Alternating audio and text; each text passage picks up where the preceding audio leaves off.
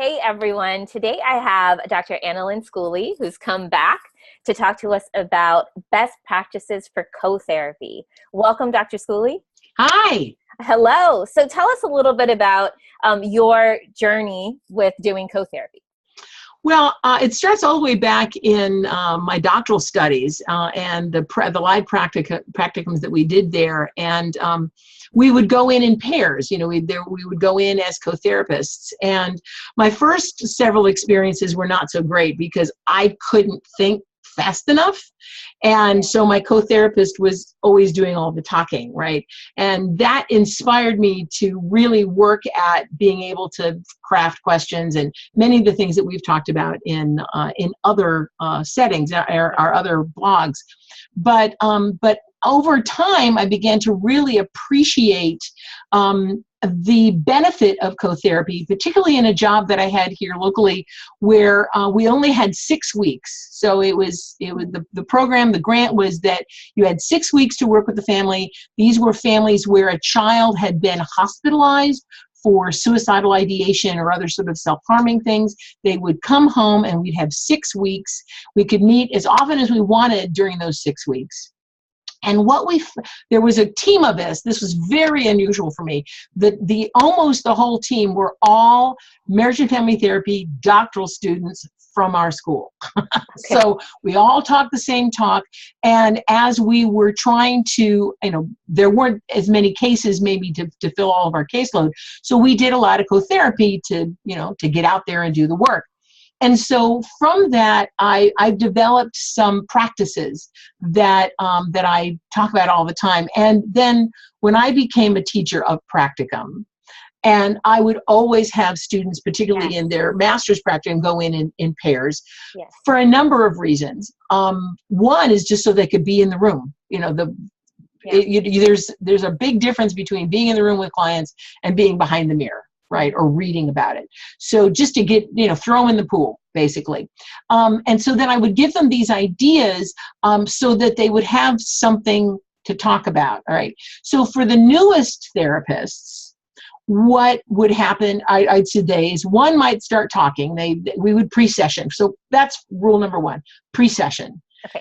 So that people are on the same idea. They've got what is the intention for the session, right? What is the model that we're working with today? What do we know? So they're on the same page around that, right? So you direct them to pre-session with the co-therapist.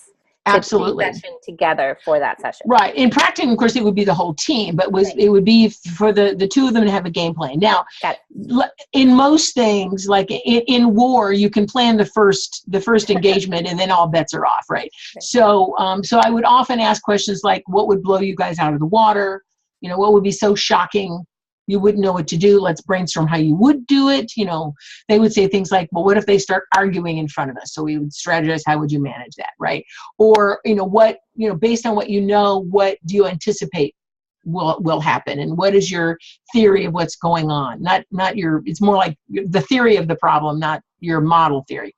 Right. So pre-session, I think, is always really, really critical, right? And then for the new ones, one would get started because maybe they're the more loquacious, external, extrovert one, while the other would be writing questions, just writing questions, nodding, occasionally making, validating, empathizing, summarizing statements. And then where number one then runs out, because this always happens with master students, that they can't think of a question.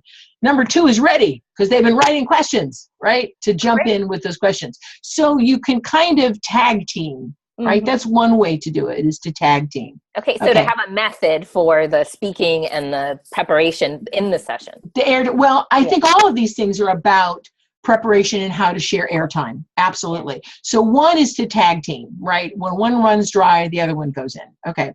Another way to do that, and these are all based on articles that I've read, and if I were smart, I would have kept them all so I could give you a reader, is to split the joining tasks, right? So before we go in, all right, Illy, you're going to join with the husband, I'm going to join with the wife, right? So that it's very specific as to who we're validating, empathizing, summarizing, who we're asking questions of, right? If you start asking questions of the husband, it's my job to ask the follow-up questions in the same vein with the wife, right? So that we're like the two advocates, okay? Now, the cool thing about that is that at times you can do a little reflecting team where the two therapists turn to each other and talk about what's going on. And in one instance, the co-therapist and I actually fought with each other. Like on purpose? On purpose, yes. Okay. We would fight about what was going on. And then we would turn back to the couple and say, you know, where are we going wrong, or how are we right, or whatever, right? So you can do all these cool things by being kind of the advocate, right? To split up those things, right? Another article that I read, and it had circus in the title, so someday I'll find it again.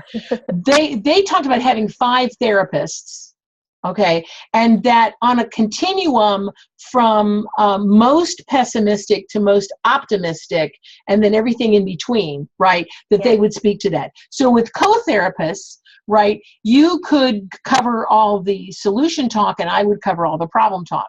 This is also good from Protraska's stages of change idea, particularly the second stage, which the name of it escapes me right at the moment, not contemplative, the contemplative section. What Douglas Fummins in his Quickies book talked about, the fence jumpers, right? So I really have to change, but it's really super hard, but I really have to change. So if we split it up, that you're always validating, but it's really, really hard, and I'm always validating, but yeah, things have to change, right? So we're again splitting up the work, right? So that you're always doing problem, I'm always doing solution, or some other kind of way that we split up the work, right? So what we found in this job is that with 2 of us splitting up the work this way, we actually made twice as much progress. Wow. Yeah, twice as much progress by you know, being able to be present in this way. Well, I would think that also with doing, you know, the 5, so from most pessimistic to most positive, or even the, like you said, with 2, doing that, it also validates everything that the client is feeling. So there might be less sort of barriers for that individual or if you're an individual therapist, there's less stuff that slips through the cracks. Exactly. Yeah, from the therapist, it's beneficial, but also for the client, they don't have to carry the conflict. Absolutely. The same way. Absolutely. Yeah. Awesome. Yeah. So the idea of splitting up the work, kind of figuring out what are the dichotomies that are present, right? You could do it with couples, you know, one advocating for divorce, one for advocating for staying together. And then of course, the real magic is the next session switch. Yes, because you don't want to get that idea ingrained. You don't want them to have that. Well, but Dr. Schooley keeps saying, okay, but now this week Dr. Schooley is talking about the other side, right? Or she's on my side and he's on your side. And so the next time, that they can't hang on to that. Exactly. Thank you so much for these best practices. Absolutely. And it speaks to the fact that sometimes co-therapy is more beneficial to clients. I think so. In terms of outcome. And most of us don't have like a co-therapy habit.